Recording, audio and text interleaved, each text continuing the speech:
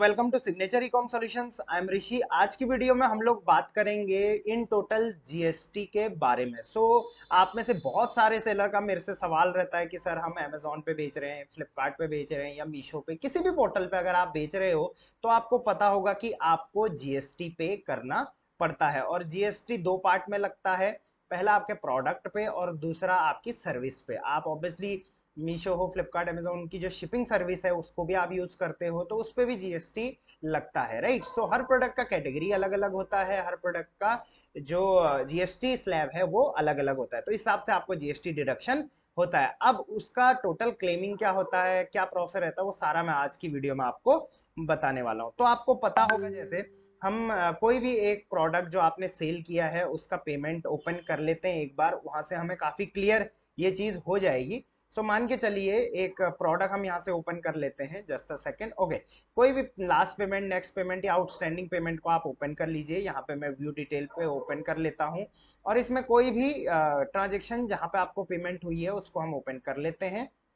मान के चलिए मैंने ये वाली पेमेंट ओपन कर ली है, ठीक है। ये वाली पेमेंट में हम कोई भी एक ऑर्डर आईडी को ओपन कर लेंगे, राइट। जैसे ये वाली ऑर्डर आईडी मैंने ओपन कर ली है, ठीक है। तो इसमें हम चेक करेंगे तो आप यहाँ पे देखोगे 282 रुपीज कस्टमर ने पे किया है, इंक्लूडिंग शिपिंग कस्टमर ने 282 प्लस 89 रुपीज पे किया हुआ है, राइट। उसमें आपको शिपिंग चार्ज लगा और उसके बाद नेट सेटलमेंट आपको आया 263, राइट। अब उसमें से आपने 15 रुपए जीएसटी भी पे किया है, 3 रुपए आपने टीसीएस पे किया है जिसको हम टैक्स कलेक्टेड एट सोर्स बोलते हैं, जो कि 1% लगता है। टीडीएस भी यहाँ पे आपने कलेक्ट किया है जो कि 1% होता है, राइट। ये तीन टाइप के आपने यहाँ पे टैक्स पे करे, पहला जीएसटी, दूसरा टीसीएस और तीसरा टीडीएस, राइट। अब आपने ये जीएसटी पे किया है, ठीक है, ये आपने डायरेक्ट गवर्नमेंट को पे किया है। साथ साथ में यही जीएसटी आपको कस्टमर भी पे करता है। मान के चलिए ये रिसेंटली मैंने एक प्रोडक्ट परचेज किया है, तो ये प्रोडक्ट के इनवॉइस में अगर मैं देखता हूं तो ये प्रोडक्ट का इनिशियल कॉस्ट आप देख सकते हैं काफी कम है, 902 टैक्सेबल वैल्यू है। उसके बाद आईजीएसटी लगने के बाद इसका जो टोटल कॉस्ट मेरे को पे करना पड़ा वो करना पड़ा 1092 रुपए। तो आप इस सर्कल को समझिए, अल्टीमेटली जो जीएसटी पे करेगा वो होगा कस्टमर। कस्टमर ने जीएसटी पे किया आपको, या आप समझ सकते हैं मीशो को, राइट। मीशो ने कस्टमर से जीएसटी कलेक्ट किया और आपसे वो जीएसटी डिडक्ट कर लिया। तो इन टोटल आपने जीएसटी जो पे किया वो कस्टमर से वापस आ जाता है, राइट। अब आप सिंपल से फंडा समझिए, यहाँ पे इतना आपने इस प्रोडक्ट में लगभग 15 रुपए जीएसटी पे किया है गवर्नमेंट को। टीसीएस और टीडीएस को हम थोड़ा अलग रखते हैं, ठीक है। तो अब आप इस जीएसटी की क्या कर सकते हो, क्लेम कर सकते हो। रिपोर्ट, इसको, इसकी रिपोर्ट डाउनलोड करके इसको आपको क्लेम करना होता है, राइट।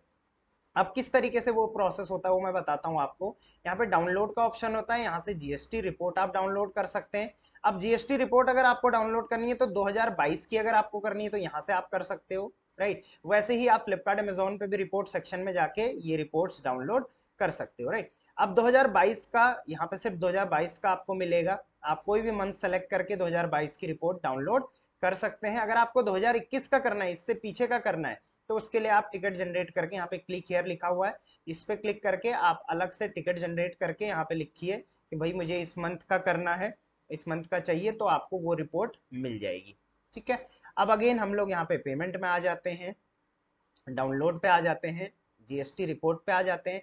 अब मान के चलिए आपको किसी भी मंथ का जीएसटी क्लेम करना है, और जीएसटी क्लेम करना कई सेलर मुझसे ये पूछते हैं जरूरी है या नहीं है, तो बहुत ज्यादा जरूरी है, कंपलसरी है।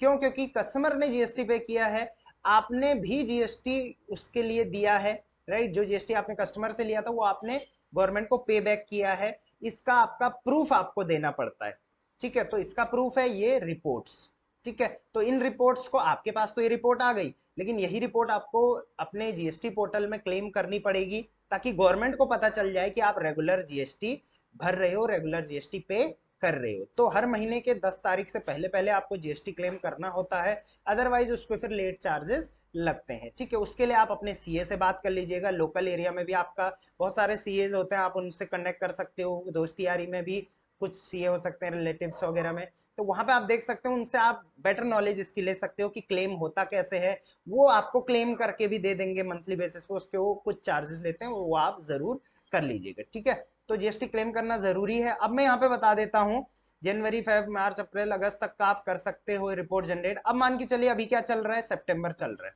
अब अगर आपको सितंबर का रिपोर्ट चाहिए तो आपको अक्टूबर के 8 तारीख को वो रिपोर्ट मिलेगी, राइट। अगर आज 8 तारीख है तो आज आपको अगस्त की मिल जाएगी। आज सितंबर की 8 तारीख है तो आज आपको अगस्त की मिल जाएगी। तो 8 तारीख तक आपको कम से कम पिछले महीने की रिपोर्ट डाउनलोड करने के लिए वेट करना पड़ेगा। तो मान के चलिए हम यहाँ पे अगस्त की रिपोर्ट डाउनलोड कर लेते हैं।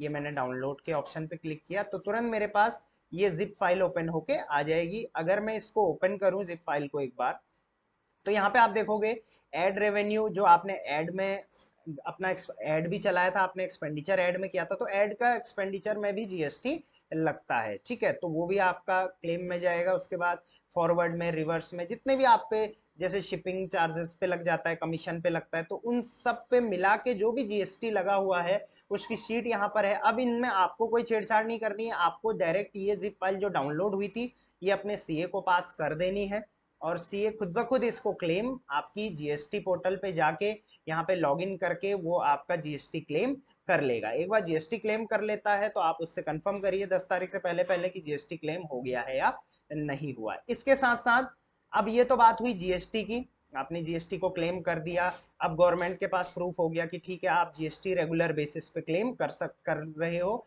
और रेगुलर बेसिस पे आप जीएसटी पे कर रहे हो, राइट। अब इसके साथ साथ टीडीएस और टीसीएस की मैं बात करूं तो टीसीएस जो 1% कटता है उसका कोई भी यहाँ पे रोल नहीं होगा, बट टीडीएस जो आप देते हो वो आपका इनकम टैक्स रिटर्न में आप फाइल कर सकते हो ईयरली बेसिस पे। आपको पता होगा कि जो पूरा एक साल फाइनेंशियल ईयर चलता है, मार्च अप्रैल के टाइम तक आपको हर बार डेट इधर उधर आ जाती है, वैसे 31 मार्च तक आपको क्लेम करना पड़ता है। तो वो ईयरली क्लेम होता है, वो भी आपके जीएसटी पोर्टल से। जो आपका टीडीएस आपने पे किया है वो उसकी आप रिपोर्ट्स भी चाहें तो टैक्स इनवॉइसेस में इनमें मिल जाएगी आपको।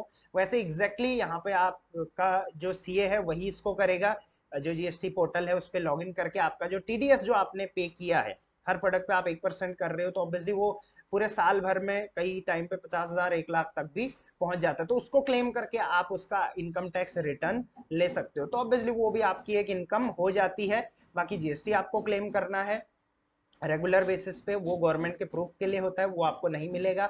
और साथ साथ में यहाँ पे मैं आपको बता दूं कि हर प्रोडक्ट पे अगर आप नहीं करते हो इन केस तो आपको लेट फीस भी लगती है, but in case long time तक अगर आप नहीं करते हो तो आप पे पेनल्टी प्लस आपका अकाउंट पे भी एक्शन हो सकता है। तो इस चीज का आपको ध्यान देना है।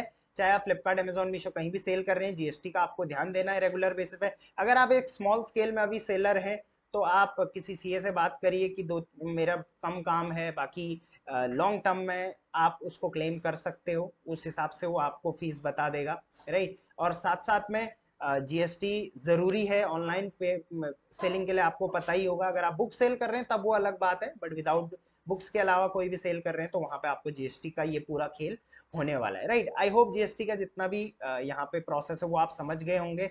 और बाकी मीशो, फ्लिपकार्ट, अमेजोन से रिगार्डिंग कोई भी आपको इन्फॉर्मेशन चाहिए, डिस्क्रिप्शन में नंबर दे रखा है मेरी टीम का, आप डायरेक्ट कांटेक्ट कर सकते हैं। अगर मुझे डायरेक्टली कांटेक्ट करना है rishi.ecommerce पे आप इंस्टाग्राम पे फॉलो कर सकते हैं, डायरेक्ट वहाँ पे डीएम मुझे कर सकते हैं। बाकी ऐसी वीडियोस के लिए चैनल को सब्सक्राइब कर देना, वीडियो को लाइक कर देना अगर आपको हेल्प मिली है इस वीडियो से। तो बाकी कमेंट में ज़रूर बताना कि नेक्स्ट किस टॉपिक पे आपको वीडियो चाहिए। Till then, thank you very much, keep selling.